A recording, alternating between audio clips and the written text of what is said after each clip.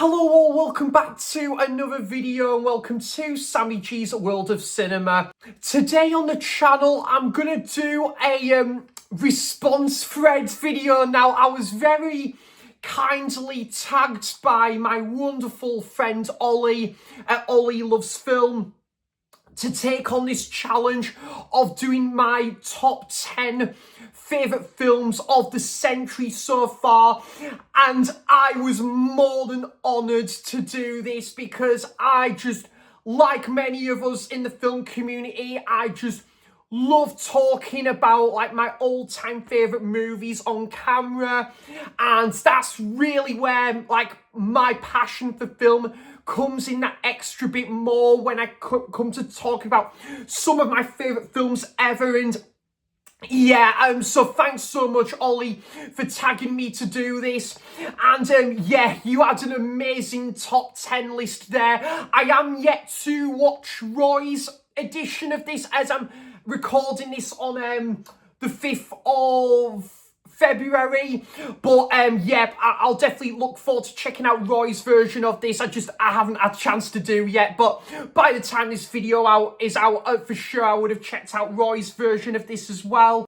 Also, guys, I will be putting a link to Ollie and Roy's versions of this, but hopefully we can get Ollie to the magic 400 subs like very shortly, because Ollie absolutely deserves it, and many more, because he is just one of the absolute best in the film community. So yeah, I'm gonna put a link to Ollie's channel. Hopefully we can get to Ollie to his next milestone for 400 subs, because he's absolutely deserves it, and he's one of the nicest guys on YouTube, and that goes for Roy as well. And Roy isn't too far from his next milestone as well. So yeah, I'll put a link to both of those guys' videos in the description box down below. But yeah, guys, I just wanted to say as well, this is only my personal top 10 favourite films of the century so far, guys. As I say, I am not making it out to be that these are the 10 best films of the century or the 10 ultimate films of the century that I think is the 10 best. This is just only my personal top 10 favourite films of the century so far, and that is the beauty of movies at the end of the day, guys. We're all going to have different top 10s, different lists, different film tastes, and that's just the beauty of movies, guys. Variety is the spice of life, and that's what makes the world go round, and I wouldn't want that any other way either. So yep, and so the first part of this video is I am going to give some honourable mentions, and like I say, guys, I'm really looking forward to doing this video because yeah, these are just some of my absolute favourite films of all time, and that goes for my honourable mentions as well, which the first one I'm gonna go for as an honourable mention is City of God. This is absolutely wonderful, one of the best films I have ever watched. This film is just absolutely amazing. That swept to the Oscars, great Brazilian film, and yeah, just a great like gangster crime film that I'm definitely overdue a rewatch of that one. And then Martin Scorsese's one of his best films, in my opinion, Wolf of Wall Street, absolutely fantastic film. Leo just absolutely firing at all cylinders in this movie. But you've got a great supporting cast in this one as well, and just a great biopic of Jordan Belfort, and one of my favourite Scorsese films. Then a film that I would consider massively underrated in my opinion, and I think this director is just so fantastic. They directed Blue Valentine and Last Year with Roofman, and that's a film called The Place Beyond the Pines. I just think film is absolutely fantastic. One of my favourite films of all time, and I just think it is massively underrated. Yeah, just great leading cast with this one, with Bradley Cooper and Ryan Gosling. But just a great film of two halves where you're following from two different perspectives, and the film that's set years apart midway through the film. Absolutely wonderful. Place Beyond the Pines, and another biopic with Into the Wild, directed by Sean Penn, starring Emily Hursk, and I just think this is a wonderful biopic adventure film of Christopher. I need to think. Is it Christopher McCandless, who goes on this bewildering journey to Alaska, and you see him meet wonderful, like, just people along the way, down to earth, and it is just a fantastic film. I absolutely love this. Then another biopic about Ian Curtis with Control. This is just an absolutely amazing biopic, and Sam Riley just absolutely nails it with playing the role of Ian Curtis. And Joy Division are one of my favourite ever bands, so this biopic, being the amazing film it is, it's just a bonus. And yeah, I just think this is absolutely fantastic. One of my favourite films of all time. One of probably my favourite music biopic ever. So I had to give this an honourable mention. And when I come to doing my top 10 British films video, this will definitely be getting mentioned again because it's absolutely wonderful. Then the second to last honourable mention now, I had to go with the 2022 version of The Batman, a film that I went from liking to absolutely falling in love with this film. This is now a 5-star film for me. I just absolutely love it. Like, some of the Batman films as some of my favourite films ever, and I would love to do my Batman live action film ranking video on the channel. That is something I would love to do on the channel someday, and this will be right on the Champions League spot. This is absolutely fantastic, just a real dark, nitty gritty retelling of this Batman story universe, and Robert Pattinson, just absolutely fantastic as Bruce Wayne here. But yeah, just great kind of, like, again, renditions of reincarnations of the villains with the Riddler and the Penguin in there. Just absolutely wonderful, and again, won't be the last time I talk about this film on the channel. And the last honourable mention for this video, I had to go with the absolutely magnificent Drive My Car from 2021. And again, guys, this is another 5-star film for me. I absolutely love and adore this. Just this sprawling, beautiful journey of a movie, no pun intended. The length time just drives by, no pun intended again. Absolutely incredible film. That is a film that deals with grief and loss, and there's a lot going for it. There's a lot of an emotional beats to this one, and there's a beautiful story with this where the main guy, and he's kind of very kind of, like, sort of thinking a lot about his past, but working on, like, this theatre play as well. And you've got a great, like, addition to the story with this, like, main driver as well. Wonderful, wonderful film there. So guys, grab yourself a cuppa. I'm really looking forward to sharing my top 10 favourite films of the century so far. Like I say, guys, I just thought I'd mention this again. This is not me saying this is the ultimate top 10 best films of the century or the 10 best movies to come out the century so far. This is just my personal top 10 favourite films of the century that I'm looking forward to sharing here today on the channel.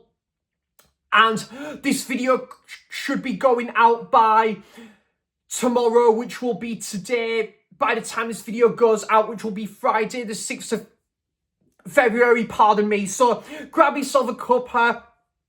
The weekend is here. Let's roll the credits and we'll find out what is my top 10 favourite films of the century so far. Come on, bring on the show, roll the credits, let's go.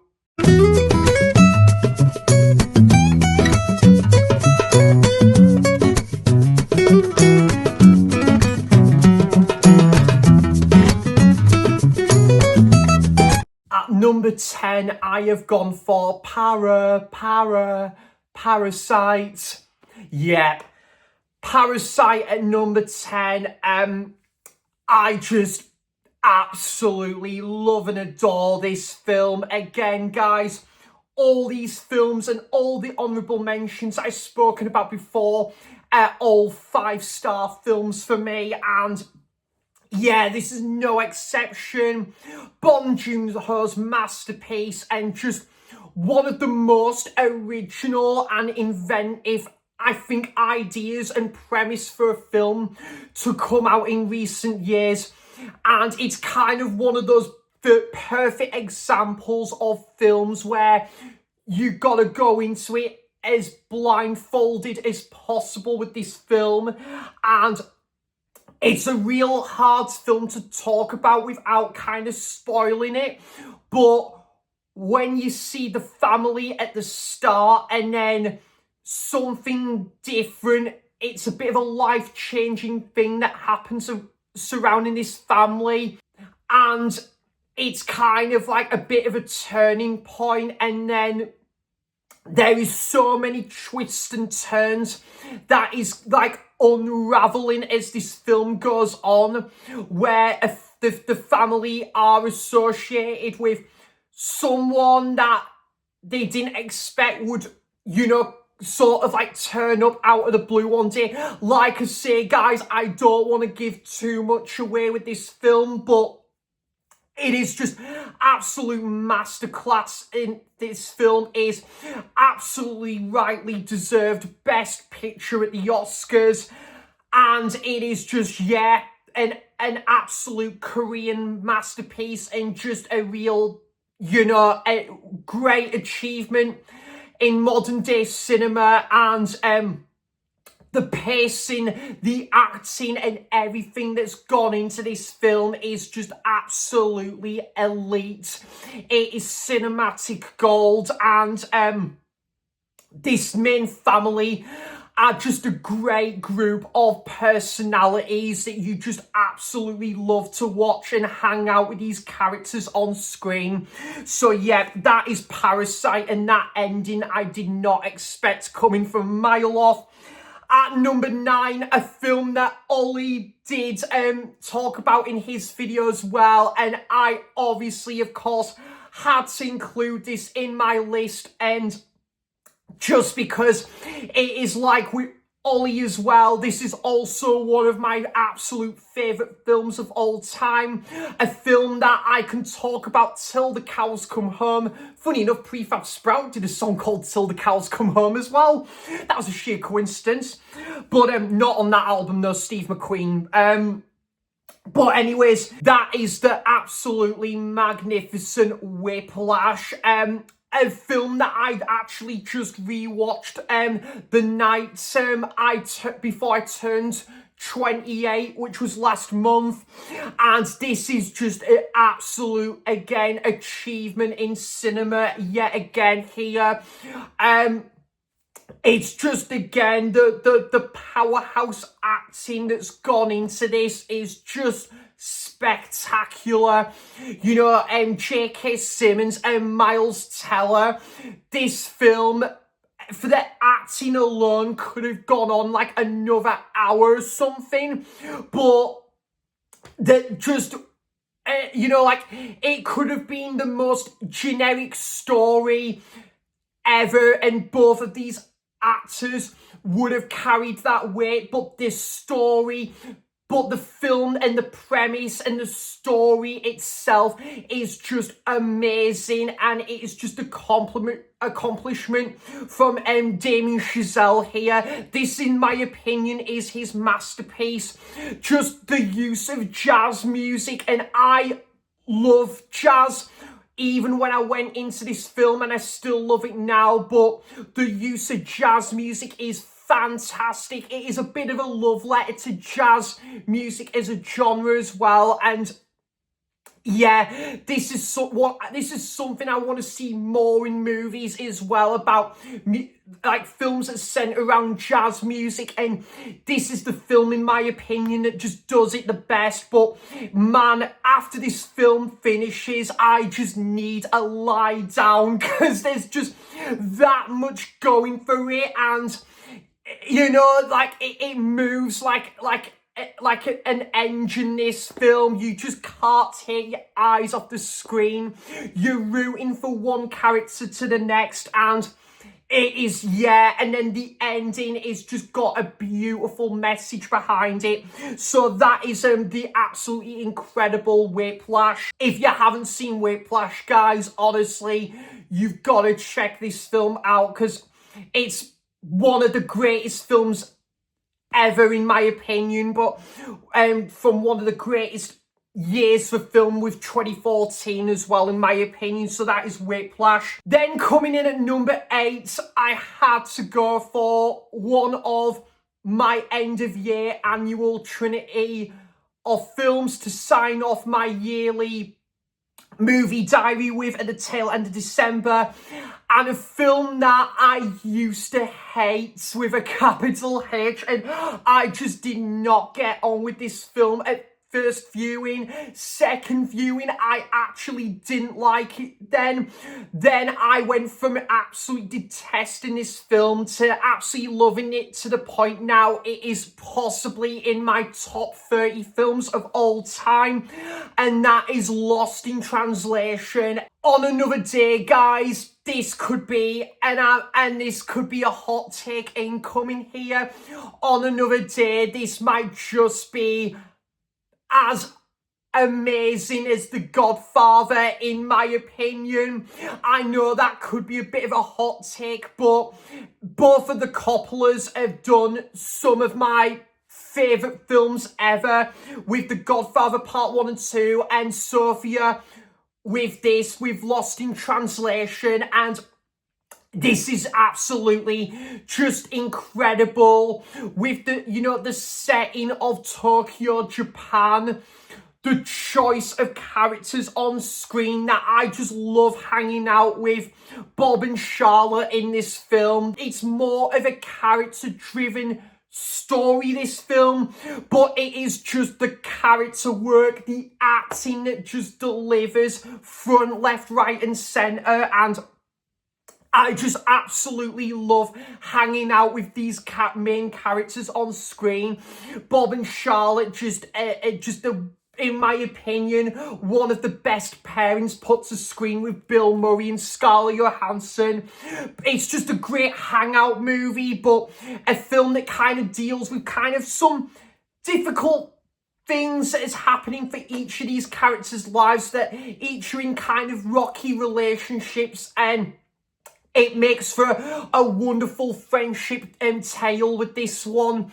And yeah, this film just, again, could go on for another hour or something, just to see more of this pairing and these characters. But this is also one of the best soundtracks ever put to film, with the Jesus and Mary chain air, and also like Phoenix as well, Roxy music. It is just incredible. So yeah, at number 8 there, I've gone for Lost in Translation. At number 7, a film that I watch every 30th of December, and a film, again, I can talk about till the cows come home. And this is a film that was love at first sight for me, and I've watched it countless times over the years, but now it's a film I have watched every tail end of the year since about 2018. And obviously I've got to keep it traditional with that now, but I just absolutely love this film. I love the book as well, which is a fantastic read, and of course I couldn't have had this list or this video without mentioning Perks of Being a Wallflower, which is just the definition of how you do a coming of age movie. Just a beautiful character driven film that deals with a couple of serious themes, but is handled really well in this film. Logan Lerman, again, just really is fantastic as Charlie in this film. And when he's kind of dealing with like family loss, and he's kind of dealing with a past experience from way back when, and he's about to go into like a new school, and he meets his two best friends with Patrick, played by Ezra Miller, and Sam, played by Emma Watson, and it just makes for a great friendship drama, hangout movie, but also one of the best soundtracks put to film, again with David Bowie, Morrissey, The Smiths, Sonic Youth, the list goes on, folks. And yeah, I just think, again, the score is beautiful to this one. You've got a great supporting cast with Paul Rudd and John Cusack in there as well, Dylan McDermott. Yeah, I just think this film is absolutely fantastic and got a beautiful message and a beautiful ending as well. So yeah, I had to include this in the video there. At number 7, Perks of Being a Wallflower there. And at number 6, I have gone for a film that really holds a special place in my heart, because this was the first ever film I saw at Tyneside Cinema. Not the first ever film I saw at the cinema. Obviously, I went to plenty of movies and plenty of cinemas before I went to see this at the cinema, but this was my first time experience at Tyneside Cinema, watching this film at Tyneside Cinema in 2014, and also when I saw this at Tyneside Cinema as well in 2014, that was also the first ever time I went to Newcastle as a city. So both of those things meshed together, like visiting Newcastle, and Tyneside Cinema, which is my favourite ever cinema. You know, this film holds a special place in my heart, and it's a bonus to say that this film was love at first sight, but a film that is one of my favourite films ever. I went back and rewatched this one in the summer, and that is Boyhood from Richard Linklater. Now, yeah, I'm going to say it, in my opinion, guys, this is Richard Linklater's masterpiece. Don't get us wrong, I absolutely love and adore the Before trilogy. That is also fantastic as well. But this, in my opinion, is Richard Linklater's masterpiece. 12 years in the filmmaking, which is a work of genius. I mean, with the same cast and the crew, and, you know, following this lad's life over the course of 12 years, from when he was 7, obviously when he is in his teens and into being a young adult. There isn't another film like this. Richard Linklater just went above and beyond with like the premise, the idea he had, and he delivered this as now, yeah, just one of the best films I've ever watched. I remember that very day when I watched this with my dad, and I said to my dad, wow, Dad, I can't wait to see this again already. Absolutely magnificent. Even the ending, which I'm gonna be honest, the ending I didn't used to be too hot on. The ending now I've really come to appreciate, but it's just, again, when you've got an amazing choice of characters with Mason as the lead character, but Ethan Hawke and Patricia Arquette as the parents, and just everyone you meet along the way, from Mason's younger self to in his teens to his adult self, and you just meet so many amazing characters. You meet a couple of pretty, like, not so pleasant characters along the way, but there's more characters I do like than dislike in this film. But just one of them as well, with the runtime of 2.5 hours that just zips by.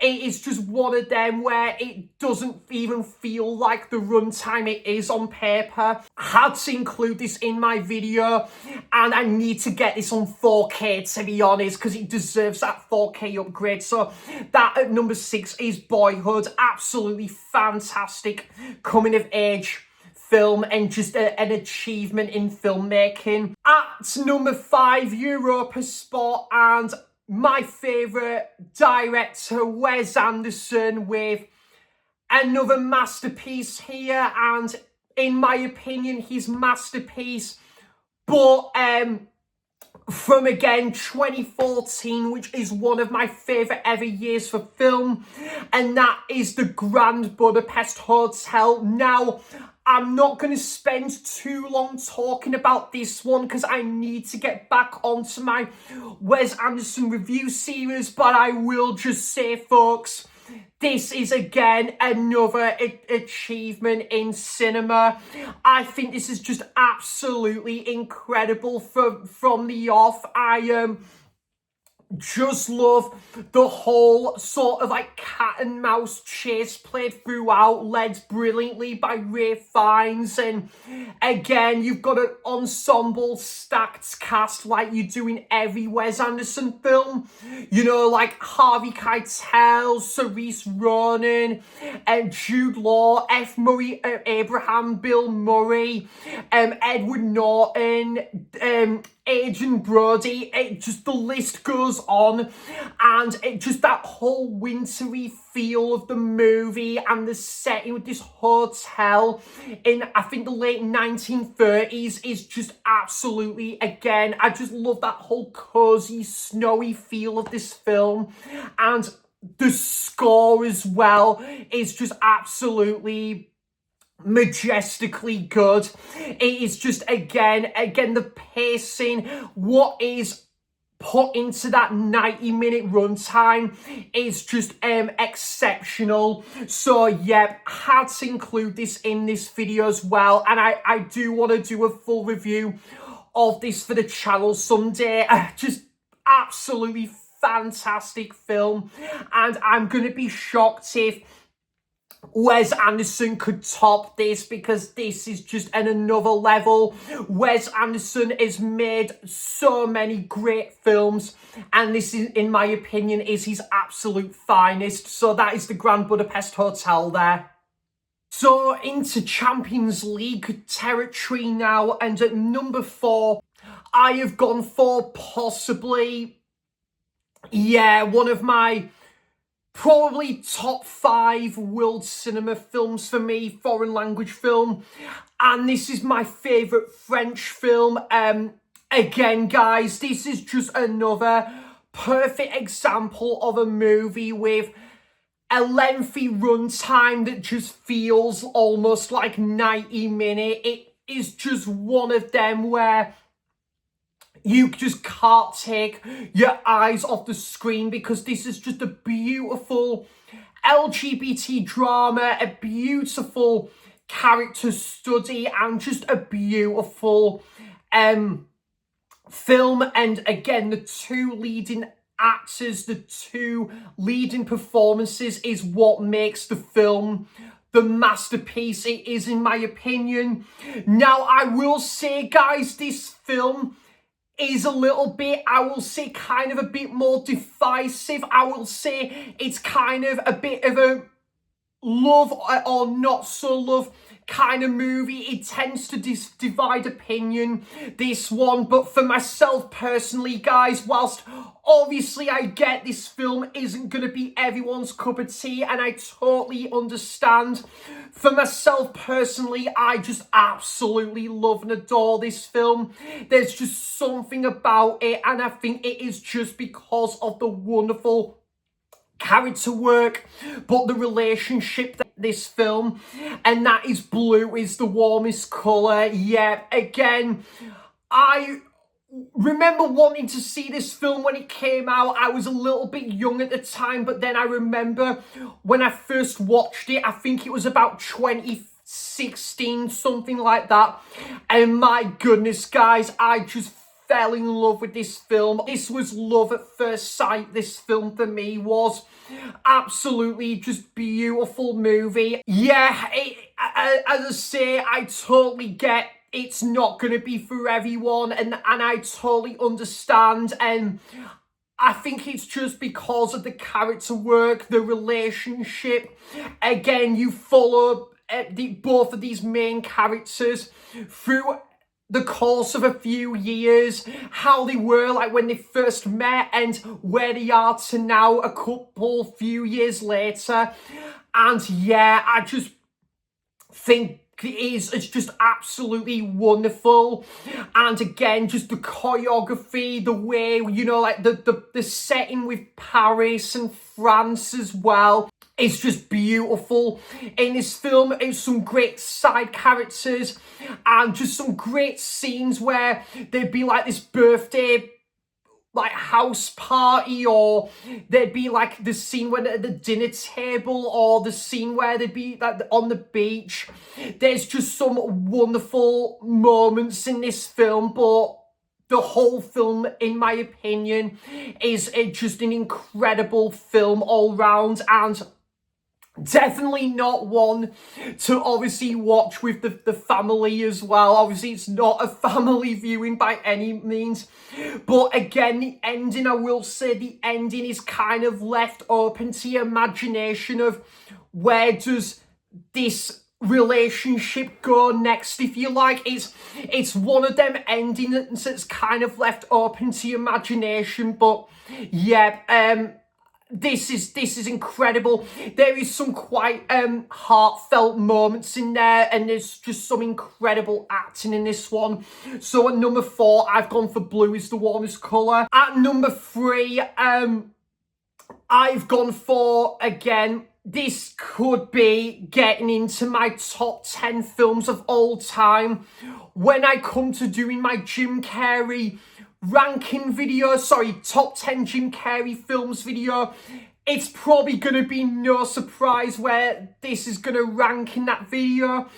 But yeah, I just had to include this in here because it is one of my all-time favourite films. This film, actually, I was a bit underwhelmed with on first viewing, but that's it. This is just the perfect example of why them second viewings makes a huge difference, and this is no exception here, and that is Eternal Sunshine of the Spotless Mind. Just a romantic drama that is just like no other. It is its own identity. It's its own thing, is this film. And again, just when you're kind of following both of these main leading characters with Joel and Clementine, played amazingly by Jim Carrey, who I am a big fan of, and also Kate Winslet in there, and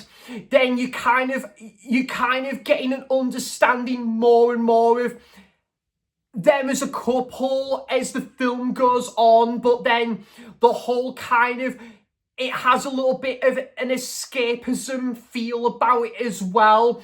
And does this person really want to be with this person, you know, like for all eternity?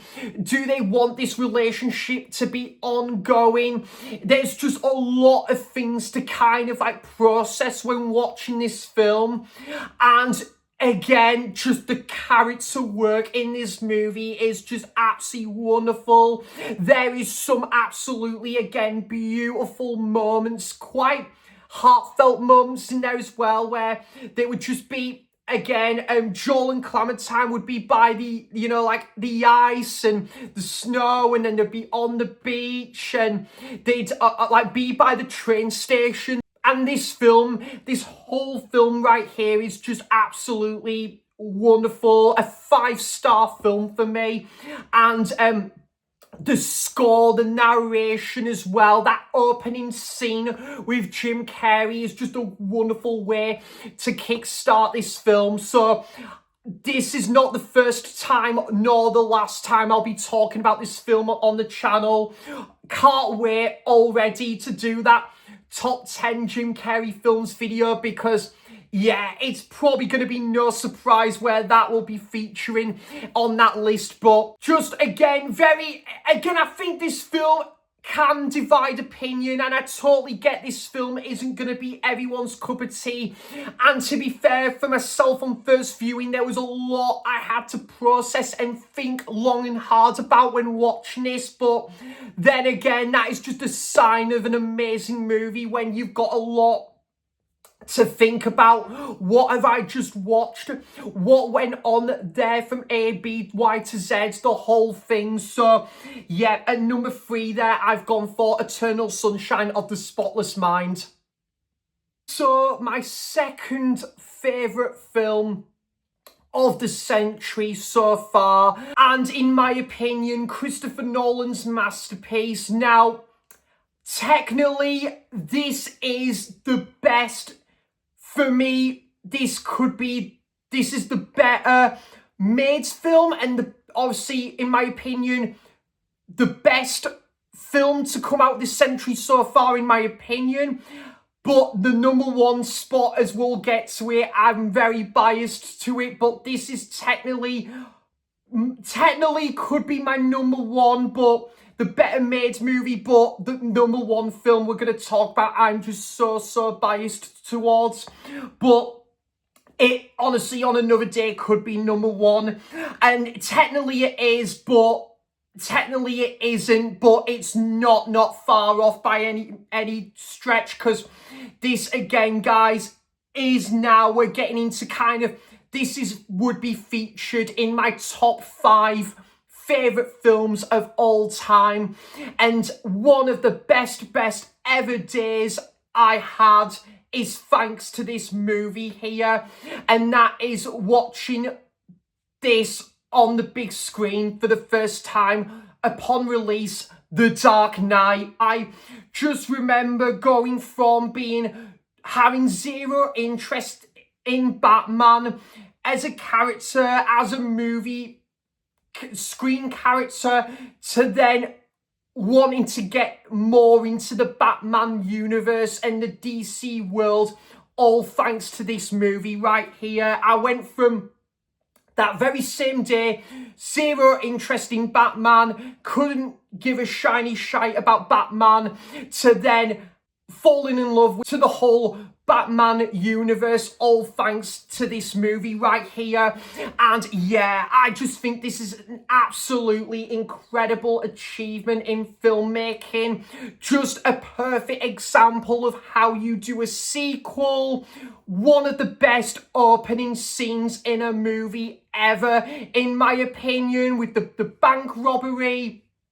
The 2 powerhouse performances with Heath Ledger as the Joker and Christine Bale as Batman, rivaling off each other throughout. It is just a joy to watch on screen.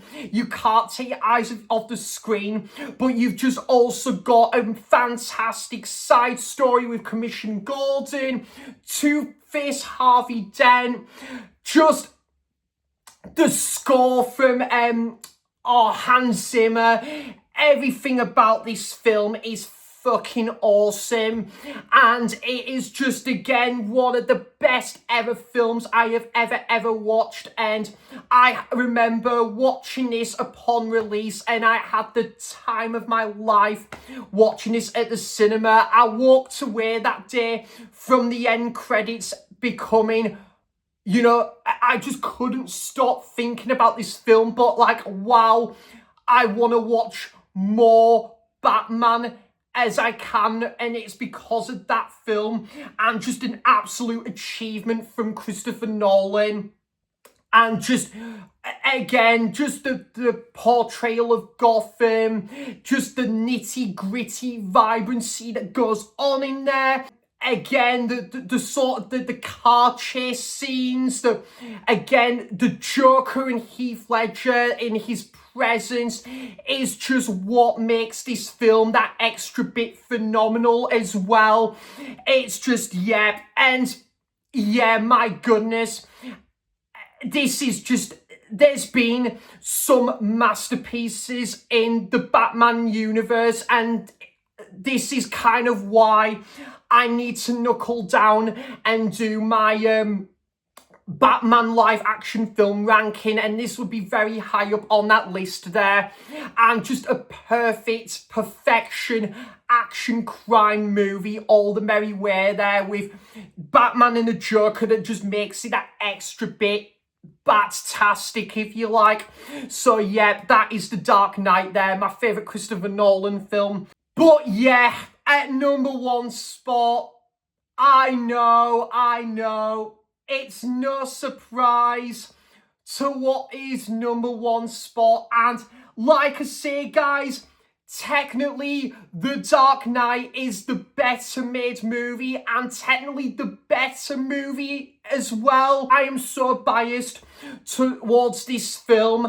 I don't know what it is about this movie that I resonate with it more than any other film out there. As I say, guys, I do want to just say I am not saying this is the ultimate number one masterpiece to come out this century so far. I'm not making it out to be it's that, but to me it is in my opinion a masterpiece, but also possibly on another day my favorite film of all time, that I had to, you know, my bias towards this film, I had to include it as my number one spot. But obviously there's been other films on this list as technically better made movies and considered far superior movies, and I get all of that, but there's just something about this film I resonate more with any other film.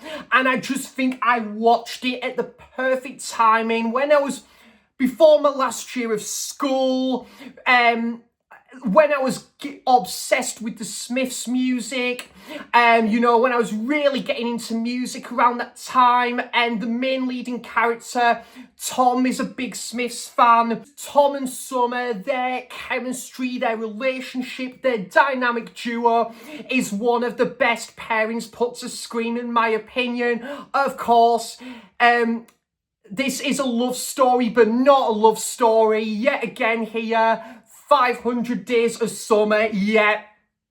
I know. It was probably a predictable choice, but as I say, guys, I just absolutely love this movie. I know this film isn't going to be for everyone, and I totally understand that, guys. And obviously, like with any other film and any of these films I've talked about that are some of my all-time favourites, I'm obviously going to respect each and everyone's opinions on these films. This is just for me, like, this is honestly, guys, on another day. I say Tarkowski's Stalker is my favourite film of all time, but I don't know, you know. I think it could be this now that's got a run for its money. The soundtrack, the way, the romantic genre is portrayed in this, and just bringing that realism, because this is something that can happen in real life, where you're focusing on the highs and lows of this relationship, you're focusing on the fantastic times and the not so fantastic times of this relationship, but you've got such a sense of positive and optimism in this film. The expectations versus like reality scene, one of the most defining pieces of cinema moments ever. Zoe Deschanel and Joseph Gordon-Levitt is what makes this movie the ultimate amazing movie it is, in my opinion. This isn't the first time I'll be talking about this film, and it isn't the last time either. Probably am gonna do a dedicated review to this on the channel someday, because I need to. And this film, of course, I watch every New Year's Eve now without fail. It is a New Year's Eve staple for me, has been since 2018, and it always will be now. And yeah, just like, it's kind of like a perfect example of a film that is kind of like the best film Woody Allen never directed. It is that kind of movie, guys. It is wonderful in every sense of the word. One of my favorite films ever, but On Another Day could be my favorite film ever. So that's 500 Days of Summer, which I need to do a dedicated review for the channel someday. So guys, that's been a rundown of my 10 personal favourite films of the century so far. Again, a massive thank you to Ollie for tagging me. And yeah, guys, do let me know some of your favourite films of the century so far. I'll leave it as an open tag as well for anyone that wants to participate in this. Do let me know what is your top 10 favourite films of the century so far? What's your thoughts on any of these movies, so we can continue this discussion there? And yeah, I would love to know all of that good stuff in the comments down below. And I will be back for episode 17 of the Unwatched Shelves series. And a massive thank you again to Ollie for tagging me to do this, because I've absolutely loved doing this video, talking about some of my absolute favourite films ever on camera. You know, is just where it brings out that extra bit more passionate about film, talking about some of my favourite films ever. And long may that continue. So thanks for watching, cheers for stopping by, and until next time, I'll see you for the next video. Bye bye, take care guys, thank you so much.